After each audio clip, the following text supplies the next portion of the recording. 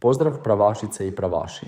Danas želimo jasno reći istinu o Oluji, događaju koji je daleko od patriotske pobjede, kako to često predstavljaju takozvani patrioti. Oluja je zločinačka, nelegitimna i duboko udbaška operacija, rezultat dogovora između dva autoritarna diktatora, Franje Tuđmana i Slobodana Miloševića, koji su bez imalo srama dijelili Bosnu i Hercegovinu, gradeći svoje interese na krvi i patnjama nedužnih ljudi. Ne samo to, ali Oluju su vodili bivši oficiri JNA i židovskih službi, koji su postali generali, ali i političari pripadnici iste partijske strukture koja je godinama gušila slobodu i demokraciju u ime bratstva i jedinstva. Oni nisu branili slobodu, već su nastojali stvoriti strogi režim Franje Tuđmana, homogeniziranu katoličku državu, vođenu idejama Titu rodnog tuđmanizma, militarizma i represivnih udbaških aparata.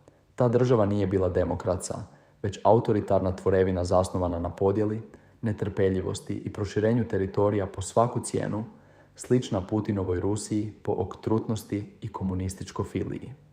Oluja nije samo vojni čin, ona je simbol brutalne politike nasilja i ekspanzionizma koja je odnijela živote tisuća nevinih ljudi i stvorila trajne podjele. Vojni mimohod 31. srpnja umjesto predstavlja jasan iskaz te brutalne ekspanzionističke i imperijalne, zaostale i antidemokratske retorike, koja nas i dalje opterećuje i dijeli. Naša borba je borba za pravdu, demokraciju i slobodu.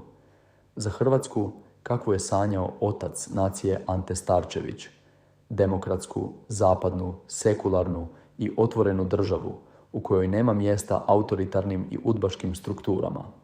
Zato podržimo ljude poput profesora Gorana Jurišića i predsjednika Dobroslava Parađe, koji se usude stati protiv zločinačke politike Oluje i raskrinkati laži koje se godinama šire službenim narativima kao takozvani HAV, ili bolje poznat kao hebrejska vojska.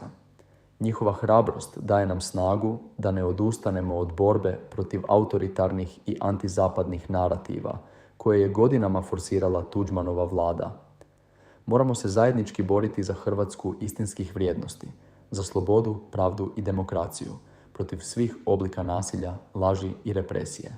Po pravaškom pravu, Hrvatska Hrvatom, za dom spremni. ŽAP.